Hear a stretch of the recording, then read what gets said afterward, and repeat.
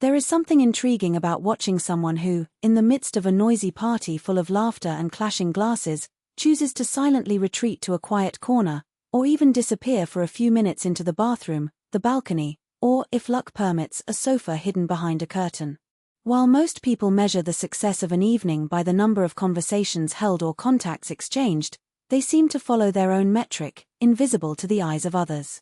It's not that they don't like people. It's not that they are antisocial in the cliched sense of the term. It's as if, for them, the party isn't happening there, in the crowded room, but somewhere inside, where the noise is replaced by thoughts and the agitation gives way to an almost sacred calm. And before anyone judges this behavior as snobbery or rudeness, it's worth remembering, there's nothing wrong with needing breaks in the midst of chaos. Not everyone recharges their energy in the same way.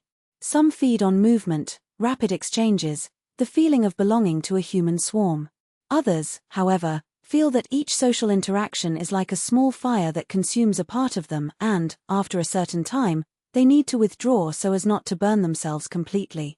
But behind this need for solitude in a crowd, there is a psychology as rich as the conversations they avoid. Perhaps they learned, as children, that silence is a refuge. Not necessarily because they were ignored or rejected, although, for some, that may be true. But because they discovered, at some point, that the outside world is so intense that they can only process it in homeopathic doses. The party, for them, is not a place of continuous celebration, but a minefield of stimuli. The loud music that makes the chest vibrate, the overlapping voices that require a superhuman effort to decipher, the looks that sometimes seem judgmental, the hands that touch without permission, the smells of perfume, food and alcohol that mix in a suffocating haze.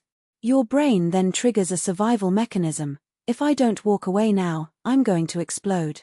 This behavior tends to be more common in highly sensitive people, those whose nervous systems process information with a depth that can be exhausting.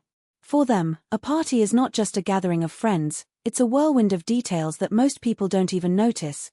The intonation of the voice that reveals a veiled irony, the smile that doesn't reach the eyes, the person who is alone in the corner but no one notices.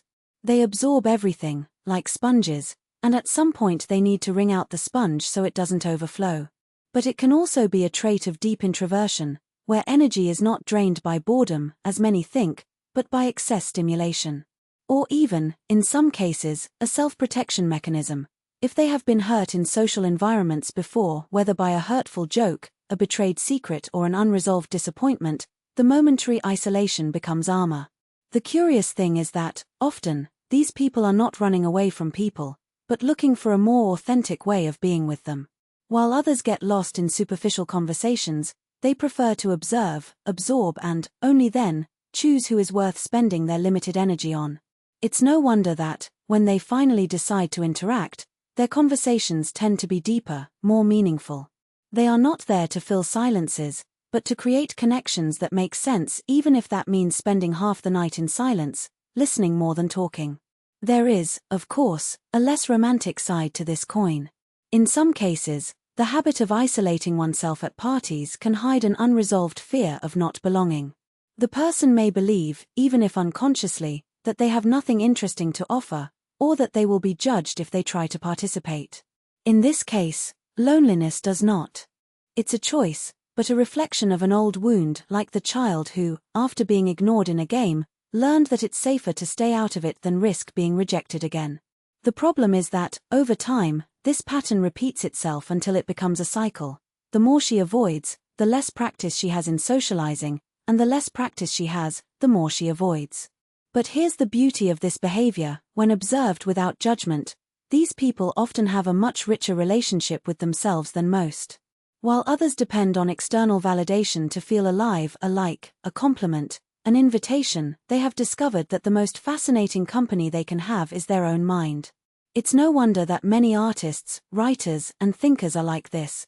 They need that time alone to process the world and transform it into something new. A party, for them, is not a failure if they didn't talk to everyone. It's a success if you left there with an idea, a reflection, or simply with the feeling that you didn't betray yourself just to please others. If you are one of these people, no, you are not weird, not antisocial, not defective. You simply hear the world on a different frequency. And this, far from being a limitation, can be a superpower. While others get lost in the noise, you're there, in the corner, gleaning insights that no one else notices. The party, for you, isn't about being at the center, it's about finding meaning in the details that others overlook. And if, at some point, someone questions why you disappeared for half an hour in the middle of the celebration, you can respond with a smile. Sometimes, the best way to be present is to go away for a while. After all, solitude in a crowd is not empty, it is an intimate dialogue with yourself. And what party could be more important than this? If this makes sense to you, tell us in the comments, what is your relationship with parties and loneliness? Do you also feel this need for breaks, or do you know someone like this? Share this text with anyone who needs to hear that it's okay to prefer silence amidst the noise. And if you want more reflections like this, stick around, because the next one could be exactly what you're thinking about right now. See you soon. The silence that speaks. Why some of us need a break in a world that doesn't stop. Have you ever noticed how, in the middle of a lively conversation, there's always that moment when someone just walks away? It's not anger, it's not boredom, it's as if the body is saying, I need to breathe at a different pace. While others laugh, debate, or get lost in the energy of the group, this person withdraws, like an animal that senses the storm before it arrives. And when she comes back, she brings with her a strange clarity, as if she had heard a song that only she can hear. It's not a lack of interest. It's a hunger for depth. Society calls this antisocial. Psychologists sometimes introvert. But what if it's just a survival mechanism in a world that has confused noise with meaning? Imagine your brain as an old radio. While most tune into pop stations, full of repetitive beats, yours seeks out lower frequencies, where the voices are less clear but the messages are more truthful. It's not a defect. It's a quality filter. And this filter has a price. Because when you need silence to think, the world interprets it as shutting down. When you take too long to respond, you become distant. When you walk alone at a crowded party, someone always asks, are you okay? As if loneliness were a symptom, not a conscious choice. But here's the secret. The people who need those breaks the most are often the ones who have the most to say. Just not at someone else's pace. What happens when you stop forcing the connection? There is a scene that is repeated in almost all biographies of geniuses, artists and thinkers, the moment when they disappear. Einstein walking alone by a lake. Virginia Woolf locked in her room. Steve Jobs meditating in a temple in Japan. The romantic story ranges these as inspiration. But the truth is cruder, they were escaping. From what? From excess stimulation that stifles creativity. Our brains are not designed to process notifications, crosstalk, background music, and social expectations at the same time. When you walk away, you're not running away from life, you're regaining the ability to live it fully. It's like restarting an overloaded computer. Only after the reset do the programs start working again. And here comes the irony. Those who most judge these breaks are precisely those who need them most.